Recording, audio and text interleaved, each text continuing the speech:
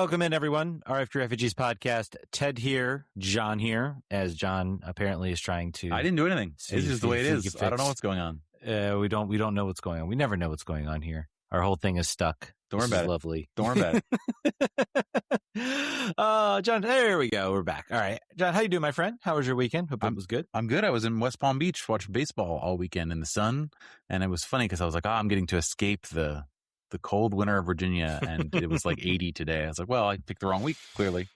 How about you? You were probably refereeing and sweating. I was, as you can probably tell from my face. It has been exceptionally warm out here in Virginia, which has been great, to be honest, man. It's been like just perfect, beautiful weather, 70s, 80s. I'm used to like doing these so this is like a big thing in Richmond. It's called Jefferson Cup.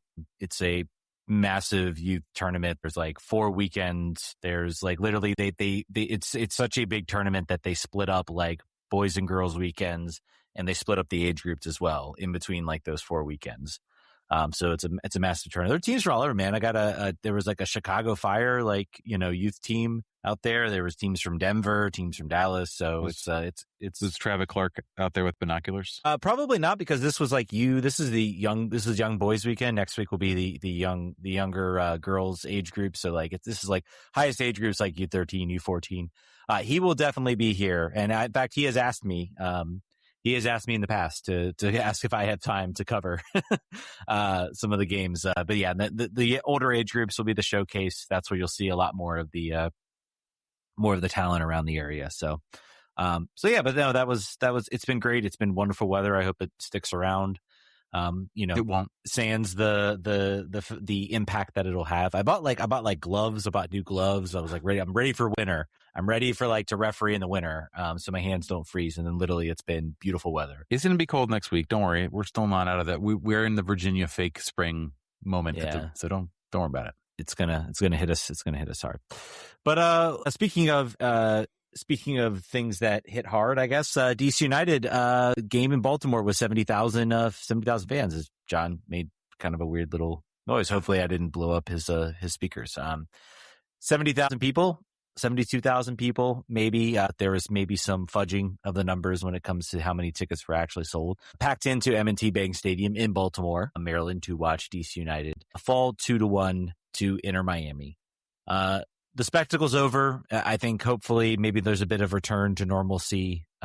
We'll see what kind of comes about this kind of whole charade in Baltimore. Does it get the team, the MLS Next Pro team? Does it get the team to stadium? Does it lead to that? Probably won't know until, several maybe months from now. Remains to be seen. Any sort of final thoughts, John, about the whole charade, the whole escapade? I think from a business perspective, it was probably a smashing success. And I think that was the most important thing for them here. They filled probably 2.5 Audi fields, or at least two full Audi fields.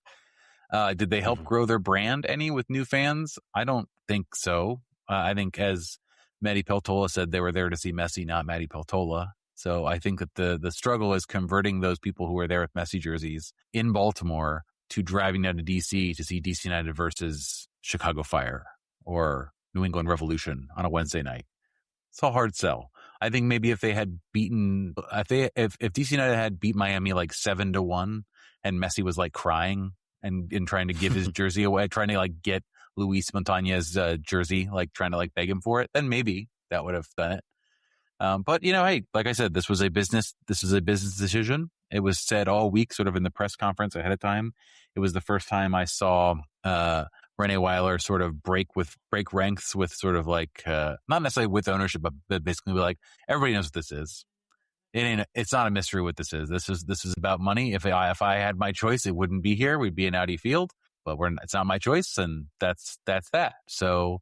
Yeah, I don't know. I'm glad it's over for the most part. I would like to see DC United they've got some winnable games here ahead of them. I think 3 points are more important than how their feelings were after having a mostly partisan crowd in their semi backyard. Yeah. I think, the most telling thing about Renée Wilder that I've learned is, the dude is just like very much not going to give much away. He seems very annoyed at press conferences and he gets questions asked, and he just kind of wants to get it over with. He's and I feel like it's like what is it? The player in Ted Lasso who's like, he's not rude, he's just Dutch. It's like he's not rude, he's just Swiss, and this is what Swiss coaches do. Very, very interesting dynamic. Yeah, I mean, will those people turn into DC United fans? I think if everything comes together as far as the academy, if everything I think you want to build actual fans. You need more than just one game. You need an actual identity. You need actual land in there. You need the Karanta Youth Academy or whatever they want to call it. I think they should call it the Santino Karanta Youth Academy. I think that would be a great name and a great name to the most famous player from Baltimore. What's that? This would be easier to remember than Pipeline. Yeah, exactly. Which is their actual name. But I think that'll be the real tell of this. If this doesn't end up, in that type of landing, then yeah, this will all look, I think, a little silly. In hindsight. It would be funny if their focus on Baltimore was not about the MLS Next Pro team, but it was just desperation to find new fans that weren't mad at them already. Like they're like, I've given up making DC like us. We're going to make another city who don't hate us like us. That's going to be our strategy. Maybe we'll play multiple games there a year. Maybe we'll be like it'll be like NFL Europe, but just Baltimore a couple times a year to get away from people being mean at Audi Field. To their credit, we talked about, I think, a little bit about the social media stuff that we saw, and that maybe a little bit of the disappointment, and kind of then deleting comments. To their credit, they managed to figure out, they put buses to allow fans to travel up. They allowed the team, they figured out ways to transport the drums, to sort of give it some sort of a supporter section.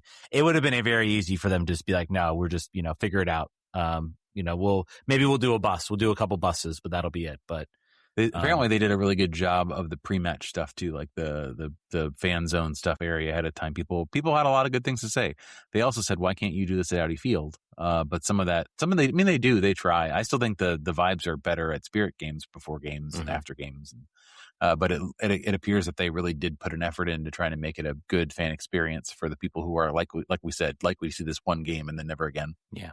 So, remains to be seen. Let's get back. Let's talk about the action, the action on the field. DC United falling 2-1. Maybe not a surprising result. I think a lot of us were very negative about how this game sort of came, about predictions on this game. I think I said 3-0. It really felt like that, but it really kind of wasn't that. DC playing sort of very cagey in the first half, not really trying to press. I will say that this game makes Austin, in hindsight, very confusing to me. He trotted out this lineup because he was like, and Austin because he was like, oh well, they can't. I need them to defend, and basically saying like we're not good enough to beat this team toe to toe. And then he throws out literally the lineup from Philly, the attack lineup, we'll call it, right, against Rodrigo de Paul, against Messi. And yes, there were moments, and we'll get into some of those moments, but really the breakdowns were very much individual. I thought on the two goals, in one particular individual, which we'll get into, not sort of team breakdowns like you would have expected. You talked about the lack of pressing in the first half, like. This team, I don't think of all the teams that you play against, I don't know. Obviously, there's not an easy way to handle this team, right? Like otherwise, they wouldn't be so dominant. And their lineup is their lineup. They have the best player in MLS. Probably, we're not going to get into is he the best player in MLS history at his age? Like in this particular, we're not going to get into that. That's a good off-season conversation point. We've got a lot of soccer to talk about, but I don't think that strategy pays itself very well. I think in the second half, you saw this team. Obviously, we'll talk about the fact that they were down 2-0 at halftime, and they come almost a completely different side. They play different tactically. They're on the front foot. They're more dangerous. They're not they're just different. And also, Miami's got a lot more behind the ball in the second half, and is in a more of a desperation mode at sometimes. But I think you can't set out that way. And I guess there's no way of knowing what that half would have looked like without those two individual mistakes, because that casts such a, it being 2-0 there's very hard ways to come out of that and be like, well, we're looking all right. We're not so bad. Because it did not look likely that we were going to score 3 in the second half. So it just sort of puts your mind, to a certain way with the scoreline. What was your sort of overview, goals aside, of the way that the tactics were set out? Did you think that was going to work once you saw it? Before the goal started going in, would you say like we might get through this half scoreless, or no? No, I mean, not really. Just because again, I feel like they sat kind of back on the front foot, and honestly, I mean, the way Messi and everybody else, they find moments, and I feel like it's not a good idea to play Messi into that role where you're kind of trying to sit back. I almost feel like you do have to kind of attack them. They've struggled this year, and they've struggled to, yes, they've improved defensively, but I think we've seen through their first couple games that they're still a little soft there, and teams that kind of go at them a little bit in the first half tend to figure out ways, to be successful against them. So, I was happy with the lineup he threw out, but again, the caginess of everything. Gabriel Pirani was borderline useless through this entire game, and I'll get into a little bit, the changes that we saw in the second half. I really can't recall anything tactically like that really happened in this first half that was notable offensively. It was just all completely just like, trying to just keep them off the score sheet, keep them away from the goal, just not really playing in a manner that I think that maybe I was a little hopeful for coming into this game, going up at home in front of this crowd, everything around that. What was the XG chance of the Gabriel Pirani no shot? I guess you get no XG for a shot you don't take, but an opportunity where you that's not being quantified by the stats. But yeah, that's they had a .223 XG according to FootMob, sort of entering in that first half. So definitely very poor, very few chances. Kurokawa, doing his left foot, but yeah, the incident with Pirani, I think, really just summed up him in this whole game. I mean, the one thing he is good at is sort of getting into the box, getting an opportunity, getting a chance, and it's like he wound up to kick, and I forget the defensive player that I think stole the ball from him, but that was just like almost like an embarrassing type moment for him, just to like almost whiff on the entire ball. 0-5 successful dribbles. Never really got engaged in the game. I don't want to call this like maybe the end of him in the starting role, but I think we're getting close. I don't know what next week is going to hold. And I think Renée trying to see who the weak link in the squad when he with the formations he puts out, I'm assuming is what maybe. I don't know. I guess nothing really else of really note. I mean, let's maybe talk about the bad. Let's get into the Lucas Bartlett having a day to forget. Yep, certainly so. Rich Myers says, same old Bartlett, not quick enough to stay with old man Messi and terrible on the ball. Yet another turnover in the box. He's U.S. level at best. You always hope he's getting better and then reverts to normal. Where are the new center backs that we signed? Well, one of them played defensive midfielder. One of them really was well. Out there. And really well. Yeah, we'll get into. But Sean Nealis, I think you could see him do the Bartlett. Yeah, you could. I think that's going to be, will we see maybe some shifting around, in the formations. This is coming up next week. These two games against Chicago, against Atlanta, I think very, very crucial games to kind of show this team looks better, but I think it's a question of how much better. Yes, these are games on the road. Chicago has been okay. They are certainly a very talented team. They've got some talent out there. Maybe a question of their star striker, Hugo Kuipers. Is he going to be healthy? He did not play against Columbus, and then you've got Atlanta, who look very lost. You cannot be Atlanta's get right game at home. You can't. That is like fundamental bad vibes if you do that for the entire season. Obviously things change, but if you allow yourself to go in there as Atlanta has looked entirely hapless and lose multiple goals to nothing, wrap it up already somehow in March. Yeah, I'm not as mad about Bartlett with the second goal, I guess the Messi goal, because it's Messi. At the end of the day, it's Lionel Messi. Like, Messi it does not matter the skill level of the defender that you sign. Maybe he wouldn't do so well against like a a prime Virgil van Dijk. I mean, because that's so if we get a time machine and bring him over, we could do it. But or like, I'm trying to think of some other major sort of bigger defenders out there. But like a Sean Nealis, for instance, perhaps Sean Nealis could have put him in his pocket the whole game. But he has made in this league at this level, he has made a fool of just doing those types of things. He is just so expertly good at reading the ball and reading the position, reading the space, and making kind of like walking the field, scanning, knowing where to be. It's why he's able to stay at this level at nearly 40 years old at this point. So I'm not really mad about that. The first goal I am mad about because that is Bartlett in possession. It's not about him being slow. He just completely gets bodied off the ball.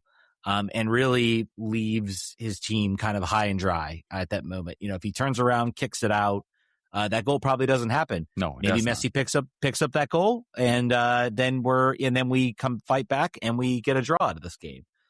So that goal really kind of stung me, and I think really undersold kind of a poor performance for him in this game. Do you think Sean Johnson is at fault on getting sort of lobbed by Messi in the second goal? Obviously, we just said Messi's Messi, but do you think that I think that there have been a number of decisions where we have, Sean Johnson has made some good saves, but has made some poor decisions through 3 games. Did you think that was that, or was this just would have happened against anybody? Maybe that's fair. I don't know if I really, again, caught up on, 1v1 versus Messi, versus any striker. I'm not really going to sit there and, if Jordan Farr was in there, I think he would have definitely made the save.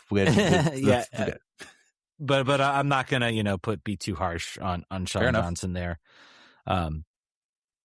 So I mean, and maybe the second goal again is through traffic, getting kind of caught off guard again. So I don't think you can look at this game and really blame him. I don't think he really made many saves that you would say would like be game savers. I can't really recall. Yeah, I can't really recall. He made 1 or 2 in the second half. He made one that would have ended it. And then I think also I was looking, Miami had quite a few chances to change the scoreline in the second half as like DC United was getting stretched, which happens. But yeah, I don't know. He's not our biggest problem at all. Mm-hmm. He's making good saves, but there are the things that I worry about are more of the box management. That it's Messi. I think you just, when you play in her, you just in your mind, put 1-0 Messi and then like work around that. Like you've got to score 2 goals. If you want to win, you've got to score 2. We're just going to put that on the board at halftime. So I did hear from a lot of folks during the game. Nicholas Michael says drums stopped at halftime. From a distance, it looked like the stadium did not prevent pink shirts in the faux Chico stand, and also did not give the supporters enough space for their drums or flags. Always a problem when you go and deal with security that's not used to you. I think that happens a lot of times when you travel. When you have a home game that's like traveling. I did hear there were some problems with people, some visiting fans and Miami fans getting very rowdy and like attacking some of the members of the supporter group. So not really a surprise. And it took a while, I think, for security to sort it out. I think they eventually did, but it's, that is not a surprising outcome, I think. It takes a year or so to train the security staff to know how to handle it's complicated. If you like mostly do football games, like NFL games, and then you go to this, you're like, I got a briefing, but I was not prepared for any of this. This is outside of my expertise. We always laugh at kickers games. Anytime like there's a kickers game that's like bumping up against like the NASCAR race or some other like big event where stadium, like they clear out like all the usual people that we get, the stadium security people who know what this is, who know there's supporters group, there's people yelling, there's people maybe saying some naughty language, and their kids around too. I mean, it's just, the nature of kind of how City Stadium's built. It becomes very obvious when we have those games when they're not the usual security people around, and then there's usually maybe a little lack of knowledge as far as like trying to figure that out. I'll never forget the Miami fans or the Madison fans and the Richmond fans. And this guy thought he was going to be going like, I don't know, like River Plate and Boca Juniors type like fights that were going to develop in the fans between these two people, even though we were literally tailgating with them before the game. It was kind of funny. But yeah, that's true. And I think I went to a couple of DC games. They've cleared out a lot of the supporters. There were some issues with away supporters sneaking in. They've cleared that out here at Audi Field. So yeah, I mean, it's one of those things that takes time. In case of DC, apparently it took 3 to 4 years to figure that out. But Second half, no subs, no changes. The first changes that came in were Nikola Markovic coming in for Brendan Cervenia and Luis Munteanu coming in for Pirani. Let's talk about Markovic to start the game, and then we'll get into Luis. I maybe want to save a little bit of analysis on him for the Patreon show. Markovic, go ahead. I was just say I'm ready. I'm somehow already ready to see him start against Chicago. I thought from a physicality perspective, he was better. Obviously, he's got size on Brendan. He was calm with passing. I thought that would be sort of the area that you'd be concerned about him pushing him farther up the field, playing now as a professional after just being in college a little bit ago. I was not concerned there as well. I think the team knows it too. Has he been a sub in every single game? Has he come in at every single game? I'm pretty sure that he has. Yeah. I'm 90% sure. Yeah, very last minute. No, this is a guy who's a huge talent. I am concerned. I will say, yes, I noticed immediately. I think he played a ball, like got off the half turn, turned around the midfield, played this really nice ball that kind of like split Miami and allowed DC to sort of develop an attack. Yep. His passing ability is great. Defensive ability, physicality is great. Speed wise, I think he did get kind of turned a little bit. So, I don't know, maybe a concern with like a team that maybe has a little bit more speed to it. Are they able to kind of bypass him? Maddie's going to have his hands filled when he's his partner, I think. Yeah. He's got to cover more ground. But with regards to that, if it works, we know that Markovic is going to be maybe that guy who's going to ping the box. If he can figure out a way to cover kind of that defensive ground, it opens up Matty Patola to, get more involved in the attack, to maybe cause some overloads that can maybe give some teams some fits. So it's something to watch for sure, because kind of another first half Cervenia was Cervenia. Maybe next to Pirani, he's been the most like invisible player. You're not really seeing much sort of contributions from him that really stand out. And I think it's definitely time. I definitely left that game thinking I want to see more Markovic over Cervenia if it's set up, and maybe over Bartlett. I don't know. Right now the team is just very, very thin at central midfield, so we might see Bartlett or Rolls or some other players kind of step in there. So, and then let's get into Luis Munteanu, who I think for the first time finally showed a little bit. Not going to call him, surefire hit, $7 million worthwhile. Still doesn't have any goals, still doesn't have any assists, but a very noticeable improvement once he came in and Pirani left. Of course, he tries the bicycle kick, which, I tried to say, okay, I need to take that out of the equation. Like, okay, yes, that's nice. Haven't, seen a player try that, I guess, except for Jacob Murrell. Take that out of the equation. That's the try stuff type player that you like to see.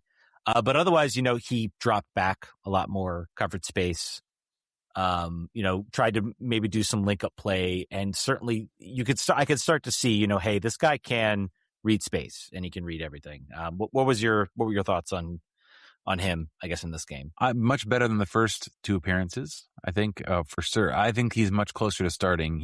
I think he was a player that was demanding the ball in a way that you noticed a lack of before. Mm-hmm. Baribo is always going to ask for the ball, but Luis was doing that as well. So he's another threat that we don't have a lot of otherwise. We do, but I think he's got a nose for goal, and I think he looks dangerous a lot of times. I think you see him start next week. I really do. Just like I said last week, I think this is the opportunity here on the road to give him 60 minutes from the start and see how we do. I'm happy. Like you said, he's got a long way to go. He's got to be man of the match contender like every game. At the outlay and at what this team needs to actually do well. So he's got a ways to go, and he's got an opportunity to prove himself soon, I hope. Yeah. And I think it'll be good to see him kind of get into that kind of that starting role. Caden Clark also subbing in, Jacob Murrell, not too much, but Caden Clark coming in, he's alive. Looking kind of strong. He is alive. I think he fits. I don't cause I feel like if you start him, then you're kind of benching Jackson Hopkins. I think he kind of works. He is a much more direct player than Hopkins. And that's why I kind of want to see Luis kind of get into this game, because I want to see more, Luis Munteanu, we heard kind of drifts off to the left. In this game, he was very much drifting off to the right to try to link up with Jackson Hopkins, to try to make passes, try to make connections. Jackson Hopkins, of course, gets the semi-assist, the low shot that finds Baribo for the goal. But it's pretty clear, like, Caden Clark came in. That was good to see. He looked lively. He definitely wanted to press the game, wanted to push the game a bit. So it's nice to see now, that this team does appear to have, some players that can step in and can kind of change the game, which hasn't been the case. For a while. Would you, Hopkins is out of contract with him this year, based on the fact that he has started or appeared for most of these games and seems kind of key to the, hopes of this team, or at least would you extend him right now? Would you make sure give him a couple years? I would seems like a no-brainer if you are putting him in this much. You sign him right now and you get him on a U22 deal. Like that's the play. I think this team, it really does the space, right? They've got the opportunity to do that with a domestic player. They do. It would prevent them from signing a DP because they would be maxed out at 4, based on everything we're seeing, maxed out at 4 designated 4 U22 slots and 2 designated players. So that would, cap them in that way. I was trying to check when his actual birthday. Yeah, July 1st, 2004. So he'll be 22 this summer. Yeah, and I think that's okay as long as you don't turn 23, as long as you stay 22 for the whole season. So yeah, perfect opportunity, I think, to get him on a U22 deal, keep his cap hit low, get him paid. And this is I think been the only sort of success story of the U22 slot. And I wish they would just take this rule and kind of chuck it and, maybe give everybody an extra DP slot, but then say, okay, you can take a homegrown player and you can offer them a second contract and get the same benefit. Because that's kind of what we're seeing, the spot really being used for, like Caden Clark, U22 slot type player. I will be curious to see though. I think based on, it seems like Pirani's body language, according to some, was not good. I think he knows his days are numbered. He is a player I would watch. If he makes his exit, if there is a team out there that in Brazil that wants to sign him and he gets to return, I think there's a pretty good chance he could be a player that makes his exit and frees up that U22 slot to sort of allow them. The summer window is going to be interesting. I think there's going to be a couple players, including one, maybe I think we're going to save that a little bit for the Patreon show. We'll talk a little bit about it. Kim has played in both of his matches in Korea, by the way, and got a clean sheet on one of them. So maybe if he burns it up, maybe they quickly convert that loan into a transfer and get him off the books as a U22 player, and then allow yourself to sign that third DP. There may not be a bit rushed with Hopkins. I don't imagine Hopkins is going to have any sort of international suitors of any kind. But and they do have an option. They have an option year, I think, still on his contract. So he's locked in. I just think if they can make it work, take advantage of that U22 slot, get him, locked in for a few more years. He loves the club. He wants to play for the club. I say this only partially as a guy that's gets obviously in the bag for him. I just think that if this is a player that the manager seems to rate enough to play him all the time, then I think you could probably do a good deal. I think you could probably do a very team budget, even if it wasn't U22. I think you probably can get him on good money. Agreed. All right. And any other, I guess, listener questions that we have on our free side? Here's from Todd Dudge. This didn't even feel like a game, more like an event. Oh, by the way, DC is playing a soccer match. What are your feelings of the charade of a home game? Bonus question: will Messi ever play at Audi? No, I don't know, man. What's Messi's contract? I think he signed for a few more years. So they signed 2 more years. 2 more years. Mm-hmm. DC will be grouped in with. There will be probably maybe at least 2 opportunities potentially next year for Messi, both in the 27-28 season and the shortened 27 season, depending on how all that shakes out. But I bet they just do this again. I bet they just run this back next year. Yeah. If they sold that many tickets, there would be. I don't think that this team has the self-restraint to turn down the money that in that way. They would have to triple the prices, not in the secondary market, but in the primary market to make it even, and they won't do that. So I think it's going to depend. They will do this again. Of course, if Messi's on the field, who knows, man? I mean, he signed a contract. He could also be like, after the World Cup, correct. He could win the World Cup again and be like, after this year, I'm done. I think it's time to sail in the sunset. I mean, there's nothing that says he can't retire. The dude has more money than he knows what to do with. He literally is just playing because he can. You can go to Newell's and wrap it up down there, play in Argentina. I think a lot of this is going to depend on where the whole stadium deal is. If that deal gets announced, that deal gets done. And, even if the stadium's not there yet, they're building the academy. Oh, yeah, 100%. They're going to do this again. They're 100% going to do this again, especially since the Commander Stadium is not even close to ready. So, yeah, I think that's going to do it. We did get a listener question about Herrera. I think we'll save that a little bit for our Patreon show. But anything else you want to drop about this game? Any other news, notes, thoughts? No, I think that this is going to be. I think we talked about the circus being over. Now we're firmly in the all right time to get off the high of the Philadelphia game, the excuses of the Austin game, and the circus that was Messi coming to town. Now these are games that are winnable. They're on the road, and there may not be where you want to play at this early, but these are points you got to convert at this time with these teams being down. So it'll be interesting to see what that looks like. Are they able to come out with the same lineup again? Do we see Luis get a run from the start? Do we see someone score? Can we get more than one goal in a game, which we may need? I don't know. It'll be good to see. I am not for a team that only has 3 points through 9. I don't feel awful about it yet. Talk to me in 2 more games. If we have 3 points from 15, then I'm going to probably be concerned. Over under 1.5 points out of these next 2 games. Over. I'll say the over. Maybe I should have said it like 2.5 or something like that. I don't know. 3.5. 2 points. 2 points would be successful for you. You get 2 points out of this game, 2 draws. No, I want one of these to be a win. You want one of these to be a win? If a win and a loss, you good with that? Yep. Okay. Where do you think the win is most likely to come from? I think the win is most likely to come away to Chicago. With Chicago, I'm going to go away to Atlanta. I think we get draw at. I think a draw at Atlanta happens very likely. I think that's very possible. I could see a 0-0 happening in Atlanta, to be honest with you. Yeah, I do think I will see, man. You're right. I mean, it's a scary sort of get right game type of thing. But again, I don't think DC is flying so high where it's, where they could be considered like sort of that team that can be that type of get right game. So we'll see.